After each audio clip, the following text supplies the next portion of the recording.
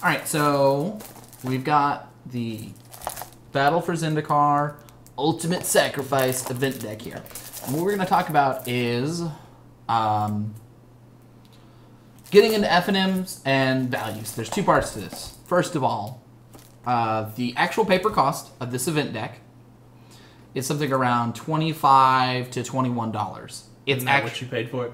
Yeah. Somewhere. Okay. Yeah. Its actual value right now, all cards included, is $47. Now, when you see that, it is a little lower. Nobody is going to pay you any amount of dollars for forests or jungle hollows or evolving wilds, right?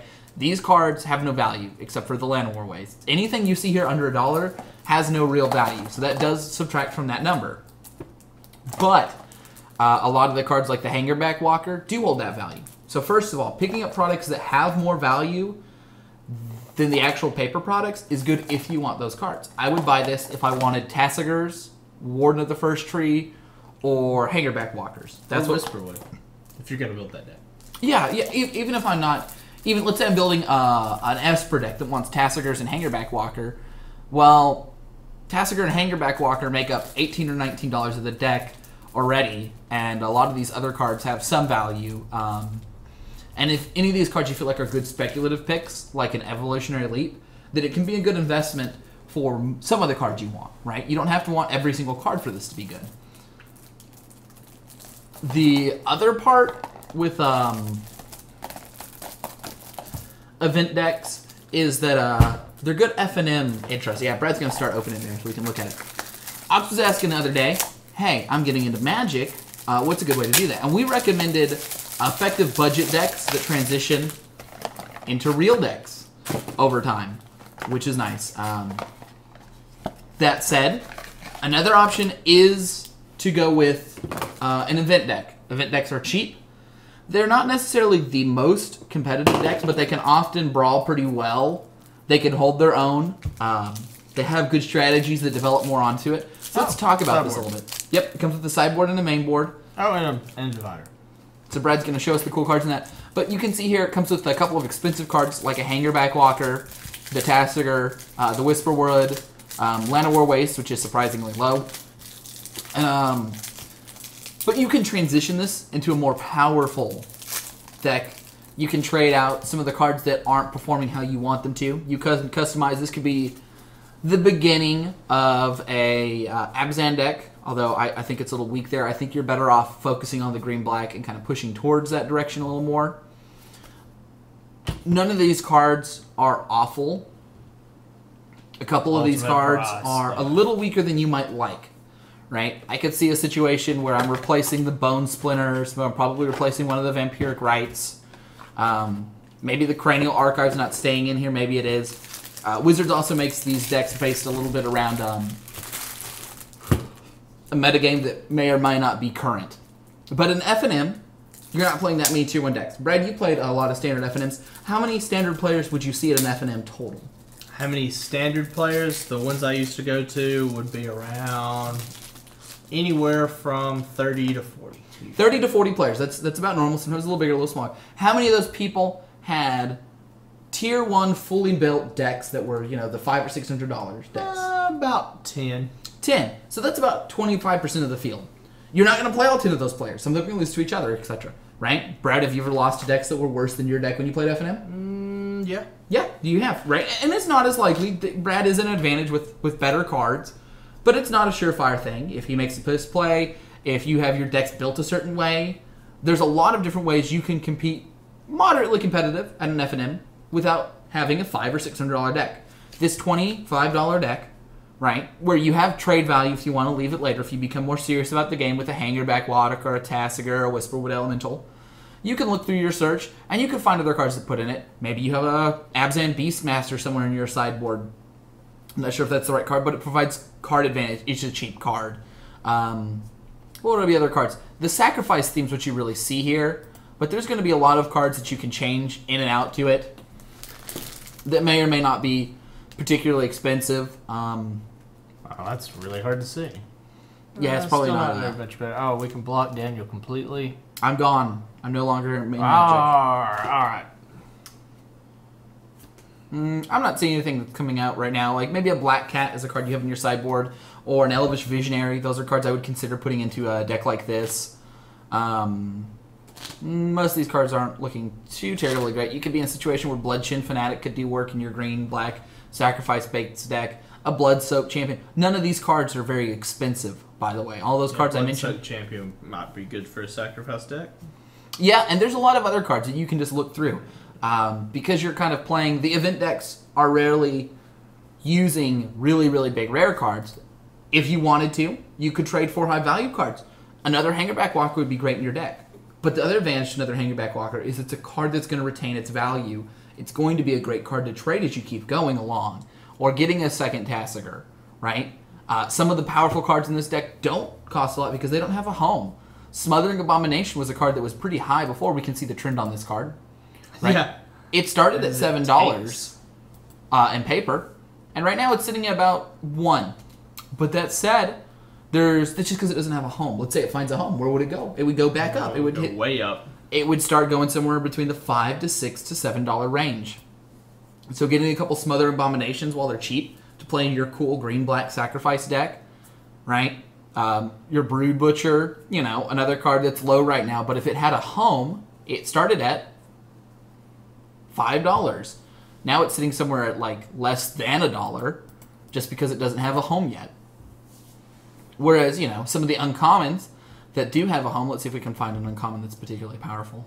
Murder's Cut's a great example. Now, it's been opened a ton, right? But when it at its peak, it was over $1 for this uncommon. Yep. And people these cards are everywhere. But you need, and you don't need 4 Murder's Cuts because they have Delve. But what was the other card I really liked? They have 4 Catacomb Systems. So they have 4 of the kind of cards that you're going to need to make this deck work. The other one's Blister Pod. I know this card doesn't look particularly powerful, but if there is a Sacrifice-themed ramp deck or Sacrifice-themed deck, this is actually 2 bodies for 1 mana, and one of them turns into mana. What was the guy? The Lost Soul, the 1/1 for 1 that died. You got a 1/1 flying from Innistrad? I don't remember. He was played in Standard. Now. He was played in Standard. Then. Right? Blister Pod. I played him in Standard. Blister Pod is a potentially more powerful card. You would usually rather have a 1/1 that sacks for 1 mana than a 1/1 flyer. He's got to find a home.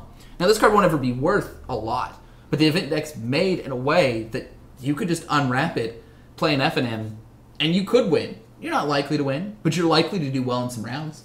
Yeah. That deck doesn't look like... Hopefully you'll have a fun experience. And that's what it's about. But you can also put another $5 or $10 in uncommons, cheap rares, commons in it, and take it from a deck that probably won't win to a deck that can put a pretty good pressure on a lot of decks.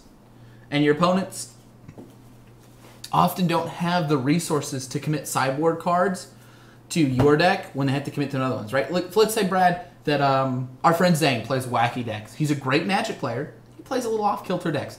Let's say Zane's playing an off-kilter deck. You don't think it's the best deck. Do you have sideboard spaces to commit to Zane's deck? No, unless he happens to overlap other sideboard slots. So if he plays a lot of enchantments, I might have 1 piece of enchantment removal on the sideboard, or 2 depending on the metagame. But I'm not going to say, well, these cards are for Zane. I'm going to say these cards are for anybody playing enchantments. Right, so if Zane's playing this weird Sacrifice deck that needs an answer that you can't fit in your deck, you just have to suck it up. And then when it comes right down to it, your deck might be a little bit better the first game, but Zane gets to metagame against the best decks, and you don't get a sideboard for him.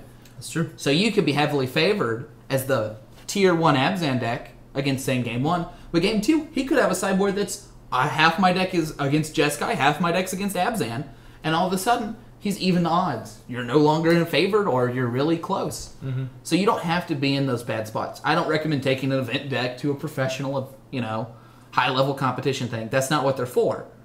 But they do serve the role they're in pretty well, right? Catacomb Sister is a great card. Hasn't found a home yet.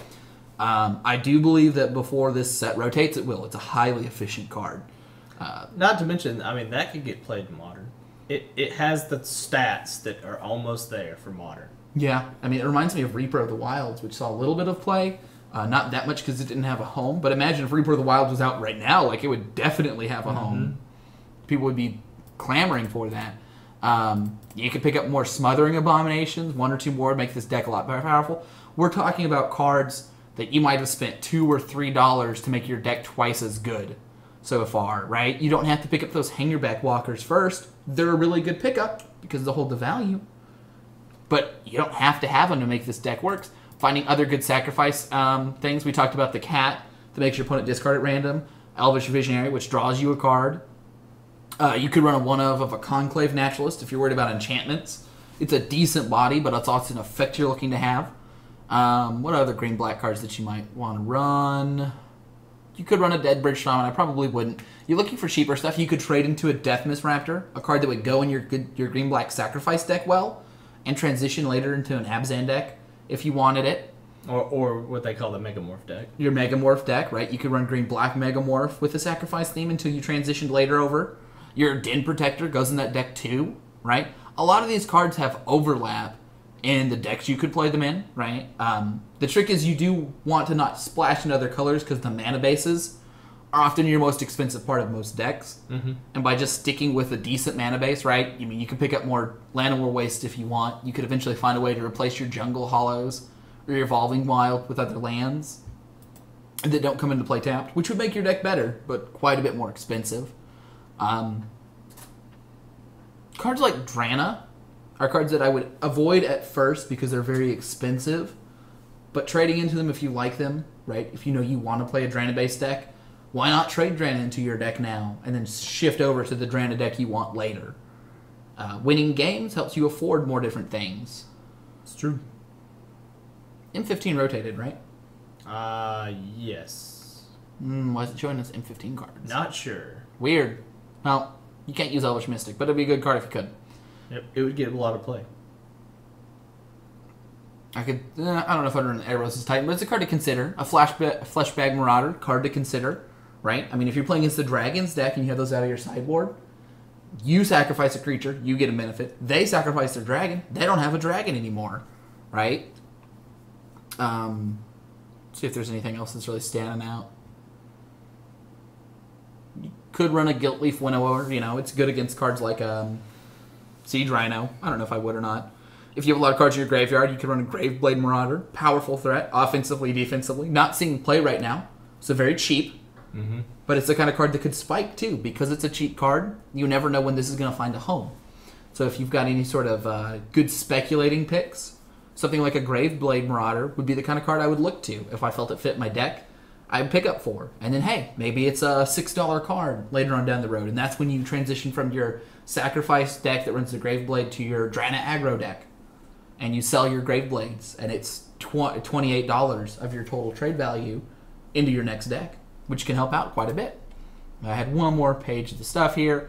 You have a card like Revenant, which, not seeing any play right now, but let's say your deck stacks up the graveyard. Maybe the one of Revenant is great. Comes down as a 5/5, 6/6, 7/7 flyer.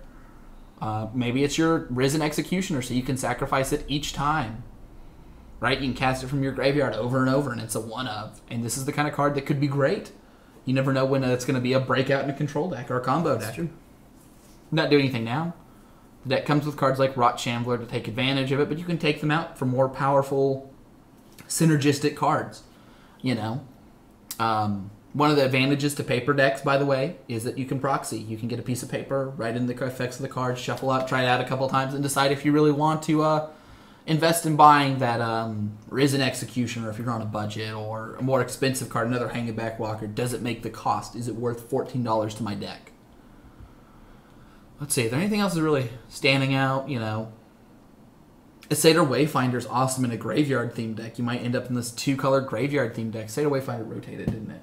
Thought they reprinted it, but maybe not. I don't think they did. But it would be good. You can't play it. We have a standard search on this, but it's a little bit... Yeah, it's not actually showing us just standard cards. Anything else? Maybe you went green-black. Maybe you rotated the deck over to more of a green-black theme, and you're running Shaman of the Pack and the green-black cards. Elves are really cheap right now. Yeah. There's a lot of strong elves, and you can expect to see more elves in the next set. We see some elves in this set, but there'll be a lot more in the next Rise of Eldrazi. It's one of the main races. Maybe something like another strong Delve card. Maybe you don't have the money to get another Tasker, you don't want to, so you pick up the 5/5 Angler instead. 5/5 is a potent card. Mm-hmm. Let's see, is there anything else that I think is just great around here? How much is a Sidisi?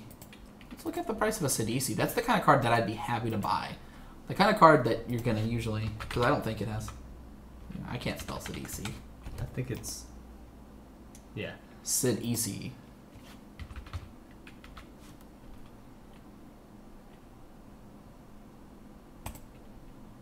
So yeah, $1 card. Yeah, this you can pick up a couple Sidisis for your deck, a couple more Smothering Abominations. All of a sudden, you've got a lot of powerful cards that just aren't having a home. When you're looking at your event decks, you want to angle it towards the cards that aren't getting competitive play, but are powerful cards. They're cheap, right? I mean, at one point, Sidisi was seeing play, and she used to cost quite a bit more. Yep, around 5. Around 5, but if she had seen more play, she would have gone up before. I know she was a 1 and 2 of in some decks, and people tried her. But, you know, a 4/6 that you can sacrifice. So, you know, in your sacrifice deck, you look at the exploit cards. Which exploit cards are good? Which exploit cards do you want to play? And I guess if you have friends already playing Magic, you could ask them for deck building advice and possibly even to borrow cards for FNM. So Brad's house is a hub for Magic players because he has a lot of modern decks. Before, he used to play Standard, and people would borrow Standard decks. He still has a lot of Standard stuff. He doesn't have the new mana bases because he's not worried about that right now. Yep, Zane, I lent him a deck, and he actually got 6th in States. So. Yeah, he did great. And I mean, like, you know, if I wanted to go play Modern Internet, I could get a deck loan from Brad, and I could play one of like 4 or 5 decks. Now, everyone doesn't have those opportunities. If you don't have that, that is the best way to play Magic. That's the best way to get into Magic. Is have a friend deck that has a deck, find out if you like playing, which decks you like playing, and then invest yourself into that deck. The other 2 options that I think are really viable is either buy a cheap aggro deck if you're satisfied with playing it. Let's say you knew you wanted to play aggro. Yeah, throw down $60, $70. Buy the cheap aggro deck. You can usually turn it around for almost that amount of money if you don't like it, and play for a couple FNMs. You'll do great if you're playing if you're playing a Tarka Red without any green lands. You're still playing a pretty competitive deck. It's not the perfect version, but it's strong. Or you know, get an event deck and start kind of pushing in that direction. The event deck will give you kind of a basis of what to look at, and then start going that direction. If you're not familiar with how to play Magic, I would not make FNM my first thing to play. I would go to your local game store and kind of ask them, hey, I'm interested in playing Magic. They'll show you the casual basics. Once you understand the game, then you can look to start getting into the kind of competitive field. People are moderately forgiving at FNMs, but it's not a free roll, you know. If you make a bad block or something, that's it. That's, you know, your creature's going to die. You made a bad play. Now, if you do something like you don't understand a fundamental rule, usually people will be like, whoa, hold up. Take that back. You can't actually do that. Let me explain how this card works and what it actually does. People aren't usually going to be jerks at your local game store. Hopefully the owners and managers running and the judge running the tournament will be emphasizing a fun and competitive atmosphere, as opposed to a big event, which is a highly competitive atmosphere where you are expected to know what's going on. But those big tournaments, usually you don't start going until you're one of the regular FNM champions. But yeah, looking at exploit cards, looking at sacrifice matters effects, all that stuff, you know. Some of these cards rotated, so we can't talk about them. Looking at delve cards, you can put a Soul Flayer into your delve deck, and who knows what's dying in this deck that has which abilities or what. I don't think any of them have abilities that matter, but that one has flying. Right? Maybe trample, or I don't know what other effects it can get. Hexproof, first strike, double strike, trample. You can include 1 or 2 of each. You could make it matter. You could make your Soul Flare aggro green-black sacrifice deck. You could play a Soul Tie Scavenger. You know, it's not as big as a Tassir, but sometimes you just want to beat down with a 3/3 flyer.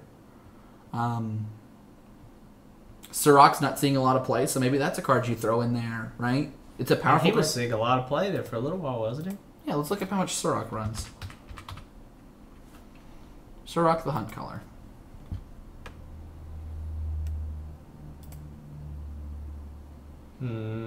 Yeah, is it like a $2 or $3? Is there a further back than that? Is there not further? Yeah, there we go. He was pretty expensive there for a little while. Yeah, he was. He goes up beyond what this can show. But he was like an $9 or $10 card. And he saw play for a while. And he's a good option. And he sometimes sees play as the 1 or 2 of. But the fact that you can pick him up for $1, and you could run 1 or 2 Sirachs and a couple of Smothering Abominations, you wouldn't want them all to be 4 and 3 drops. But there are powerful rares that in many versions of Standard that we don't have right now would see a lot of play. He doesn't right now, but he could, right?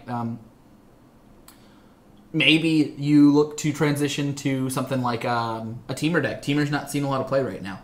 There are a lot of powerful Teamer cards. What is Silumgar's? What is the Sultai's not seeing a lot of play right now. There are a lot of powerful Sultai cards.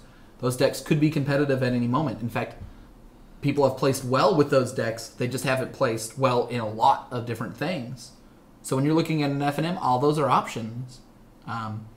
Maybe I'd run a Swarm of Bloodflies as my finisher. Maybe I just wanted, to put my money into my land and my mana base. And I found Swarm of Bloodflies to be just as good. And the fact that whenever a creature dies, it gets a 1/1 counter is awesome for my sacrifice deck. It gets a big beefy flyer, real easy. Goes good with my Soul Flare, right? Yep. Or you pick up a card like Tassiger. Me and Brad were just talking about how Tassiger is played in Modern, played a little bit in Legacy and Vintage. It's a $4 card right now. It's a $4 card because there's a lot of them around, and most of the decks don't run 4 of them because he's legendary. But he'll be a card like Snapcaster in the future, and he'll have a lot more value. This is a card that's $4 in Standard, and in a year, when it's rotated out and been gone for a minute, it'll be like a $10 card, and in about 2 years, it'll be like a $15 or $20 card. It'll be expensive one day, definitely. If you guys want a kind of example of that, let me show you guys something. Let's look at the Modern. Let's look at Innistrad. Innistrad's a good block. I think you have to click one of the sets. Sure, let's look at Innistrad proper. I bet you they have some rares that are way higher. Black-White Warriors, yeah. Adam Kaiser's bringing up another kind of good budget deck. There's a lot of different... Look at the set synergies and build a deck around it, and that can often be a good deck. Okay. Here we go. Price. So 2 of the Mythics are quite a bit. It's $91 for Liliana. Oh, that's online. Let's look at paper. So Liliana the Veil is a Mythic. I mean, obviously, it would be good. But, Snapcaster Mage is $63. How much it was in Standard? It topped out at like 20, right? Something like that, yeah. It's around 20, 25. That's good, yeah. And then you come down to, like, Sulphur Falls. It's just a land. And it's $11. It's a good land, but the fact of the matter is, I mean, like, you only run a couple in Modern. Nobody runs 4 of Sulphur Falls. But the thing about it is, you can't get them anymore. They're hard to come by. Yep. Even just rares that people just play casually, like your cool Parallel Lives token deck that was never Tier 1. It's a $5 card. Yep. Mostly EDH, though. Oh, are the champions heading up in price? What are they called? They're from... Well, we talked about it just a minute ago. Oh, the Warriors deck? Bloodstained, yeah. Or, I don't know. Let's see if that's listed on the decks. We can look at that real quick. Metagame. I don't know if Black-White Warriors is listed as a Tier 1 deck. It's not right now. They don't have it listed on our budget decks. They probably should. I feel like Black-White Warriors is a perfectly acceptable deck. It's a strong deck.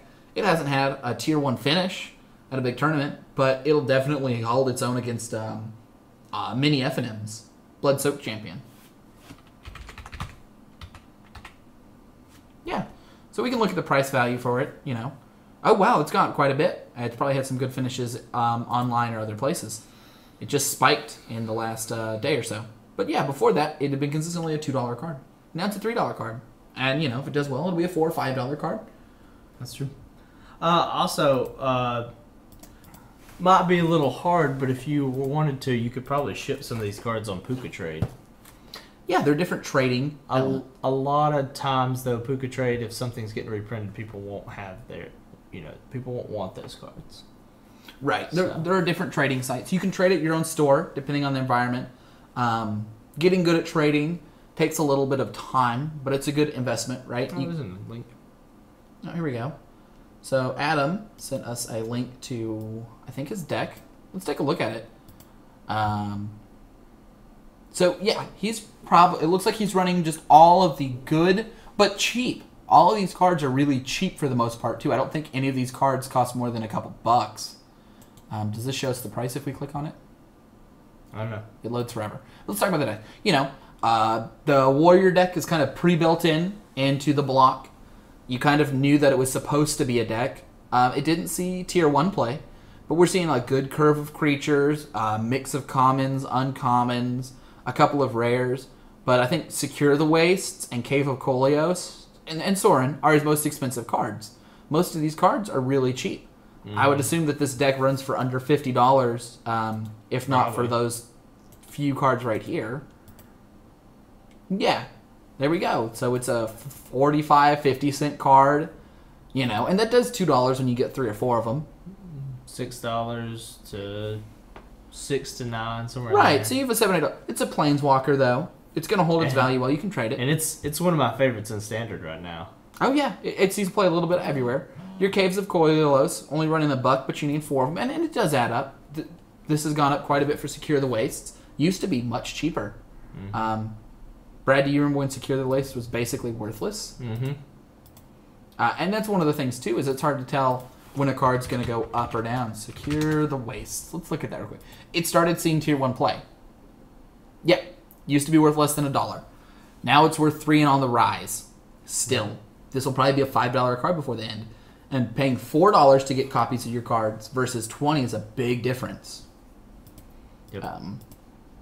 But yeah, a lot of people at FNMs got in on this sort of a Black-White Warriors deck.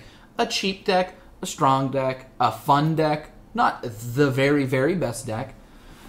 But it gets rolling, it is hard to beat, though. Right. And, for people that are more serious, your Sorins, your Cave of Koleoses, your Valorous stances, a lot of these decks go into the Abzan deck or into an Esper deck. So this can build out into a bigger deck if you want it to. Right? The sideboard's a lot of really strong cards there, too. Yeah, and things have already started to go up on the Black-White Warriors deck, apparently. So, yep, Adam, not very surprising. Showing us another budget deck over here. If you guys want to look at, it's a red-black Eldrazi Assault. Aggressive decks tend to be cheaper than control decks because they have cheaper mana bases and they usually require less Planeswalkers. They don't usually run them. Right? You've got Culling Drones. None of these cards that I'm seeing so far are particularly expensive. If you wanted to, you could run the 4-drop with haste. Oh, they already have it right there, Duststalker. They're running a slightly less good mana base than you'd like. At first, they're not running any fetch lands, but you could add fetch lands as you could afford them, and then your fetch lands would hold value. Right? You don't have to run the Smoldering Marshes either. You could just run more mountains or swamps. You could run Enter the Battlefield tap lands.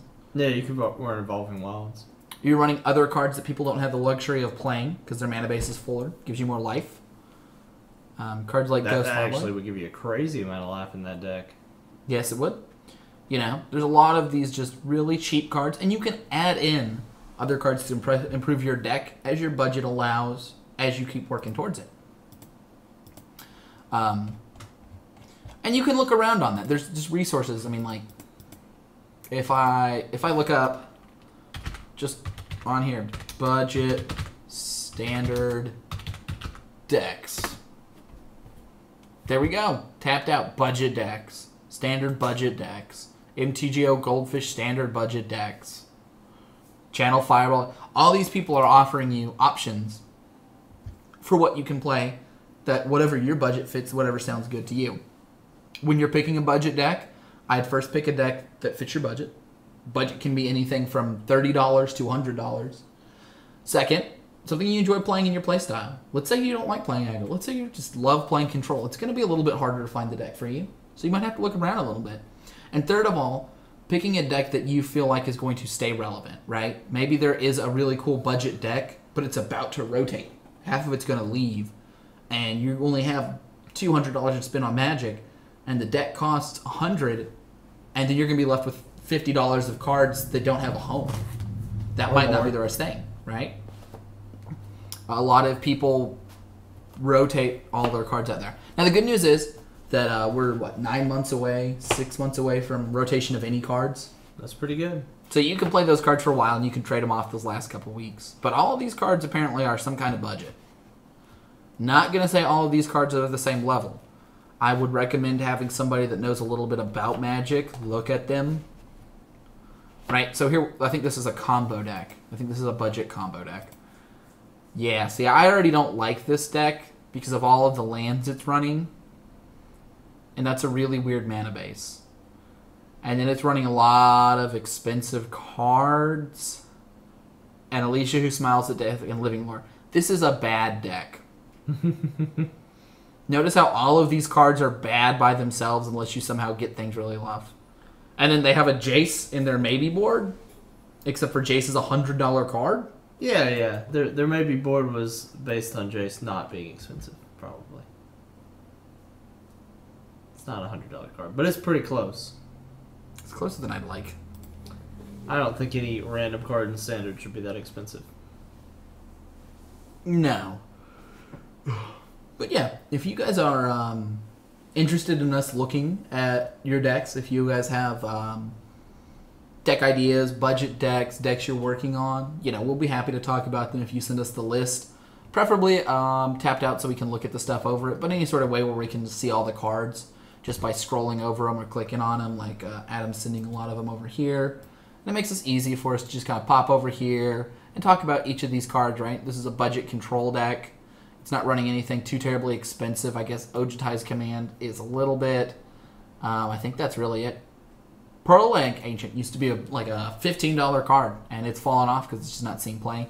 You see that the mana base is cheaper here because that's a lot of the cost. It makes the deck a little bit worse, but for what it's worth, it has a lot of power in the regular creatures. We're lucky that cards like Treasure Cruise are very powerful and common. Right? I don't think there's too many expensive cards. Yeah, Ojutai's Command, a little pricey, but I mean, it's one of the things that makes the deck work. And then, yeah, Pearl Lake Ancient. Wow, how the mighty have fallen. I didn't realize that was worth anything at any point.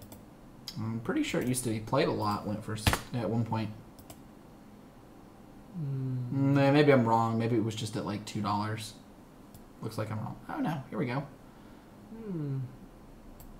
Yeah, it was around 4 for maybe a day.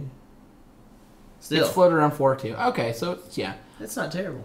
The other thing to remember with budgets is the difference between 1 and 2 is quite a different. Now, Pearl Lake Ancient's a 1, so it doesn't matter as much if it's 4 or 2. But when you're running 4 of a card, Cable Coleos costing $1 versus 2 is a big deal. It's twice the price, and there's 4 of them. But yeah, this looks like a perfectly acceptable deck. Like if you look down this deck and you played it, it'd win a good percentage of the games you played against it. Even if you had a deck that had better cards and was a little bit more where it needed to be, this control deck's not that much worse than a $400 or $500 control deck. That 10 to 15% is a big difference when you're looking at top tables. Oh, I was looking at paper prices. Oh, so it was even more expensive than that. Sure, it started at 5. It had a steady decline, but I know that it did get consistent play for a little bit. It might have just been Andrew Cuneo and a couple other people. But, there we go. But there's a lot of different options. This mishmash of different cards. All these aren't going to be great. But probably a third of them are cards you're looking for. That's all we really wanted to talk about was how to get in to standard Magic playing. I will say that I think the best way to get into Magic once you know how to play is if you can find an FNM that runs limited. Limited is the best. Now, first of all, definitely drafts. Drafts are the best. Yeah, drafts are my favorite, but sealed is good too. The fact that you have less money doesn't mean that you are going to be at any sort of disadvantage. Let's say that Brad spins an average. It's all skill. Yeah, there's luck. Pretty much. I mean, there's a little luck in opening, but for the most part, skill will overpower luck in those. As a new player looking for value, if you can find a store that doesn't do rare redistributions, it'll work to your favor in that you can pick up expensive cards for a potential deck over cards that you're not going to play. So, sometimes there'll be rares that will make it around the table. Let's see if we can find any. Let me look at those price lists. Here we go. Battle for Zendikar. Now, the really expensive cards won't make it too far around, but let's say you wanted a Radiant. No, Radiant Flame's a bad idea. Let's see. What is a card that is not good in Limited, but is good in other stuff? Well, I guess some of the lands would be the best example. Sure. Let's say you get past a Prairie Stream. Let's say that Brad is here in it to win it. He wants to win his draft. And he passes a Cinderclake. That's a reasonable card. $3 is about the make or break for most people. They won't normally take a $3 card over a regular card. and you're like, you know what, I want a Cinderglade over this solid uncommon, but not great uncommon. Hard to tell if it's paper or not. It's not paper. Oh, okay. Oh, there you go. Sure, so let's go down here with $3 cards. Let's say that you're making the deck that runs the Sire of Stagnation or a Lumbering Falls, or one of these cards that $3 cards, they're going to get passed to you occasionally, especially if they're not good and limited. That's where you're really looking at, right? Let's say that you want that Ally encampment for your Ally deck, and you don't want to spend $1.50 to pick them up. Those cards will wheel. And instead of taking that really good sideboard card, maybe you skip the plummet and pick up the Ally encampment. You still might win the draft. You might place lower. But the fact of the matter is, like, you can make a good blend of strong picks and cards for your sideboard. We do that here when we do our MTG drafts. We certainly do. We're only playing Swiss anyway, so it's not like we're going to miss out on much by not winning first. No, but even when I go to 8-4s, I would take a... Let's say that it's pack 2 and I'm solidly in red-white outlets. We've got a great deck. And I open up a Kiora. What does Kiora run on online? If a career runs more than 4 ticks, I take her. She's 3. I'd probably still take her over. I'd take her over cards that would be good in my deck, but not great. I'd probably take a card that would win me the game every time I draw. I'd take a Rolling Thunder over her, probably. But the fact of the matter is, a Kiora is a fourth of the cost of my deck. Will Rolling Thunder bring me a fourth of the cost of the deck? Probably Rolling not. Thunder. It Maybe. might. It's close. But am I going to take, solid red creature that's good and would replace something? Nope. Taking the Kiora. And you can do the same thing.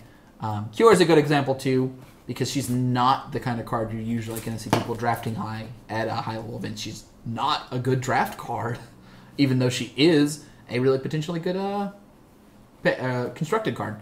You're not going to see Gideons or anything like that coming around. Don't ever feel bad about taking a card like Gideon. Basically, unless you're playing in a professional level event, people will always take a thing like Gideon. Yeah, I mean, I think in professional level events, people might be willing to splash white for Gideon, depending on how far you are in the packs. He's double white. I don't think he's splashable. Some people might just go into white because, someone passed a Gideon, clearly white is open. No, I mean, if you open a Gideon. Oh. If someone passed me a Gideon, it would definitely say it's open. But, maybe you open a Ulamog, you want it for your deck. But anyway, that was just another point I wanted to make, is that you can blend drafting with that. Sealed, obviously, you don't have to pass the cards. But it's all based on your play skill. It's all based on the time you put in. There are free resources to get better at drafting. We're one of them!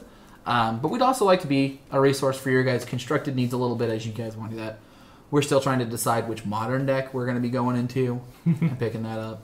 The funniest part about our stream is we actually don't care if you watch the commercials. We're not getting paid for them. What commercials?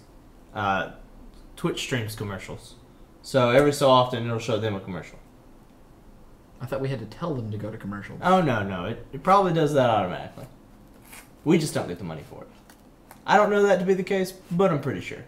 Twitch is still making money on us. I've never seen commercials. But I don't watch this on Twitch because I'm streaming on Twitch. Exactly. Anyway, we're getting out of here. We will be trying to draft tomorrow.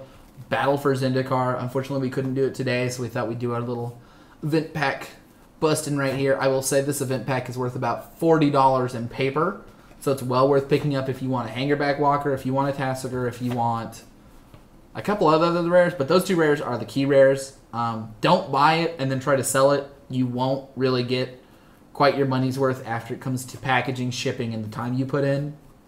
That would be interesting if you brought these cards down to our local store and saw how much you could get for them.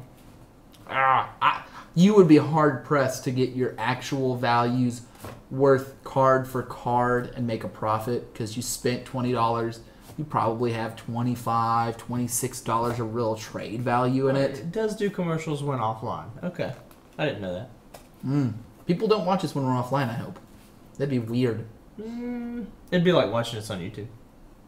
Yeah, okay. Well, we have a YouTube channel as well, guys. MobiSpick at YouTube.com. But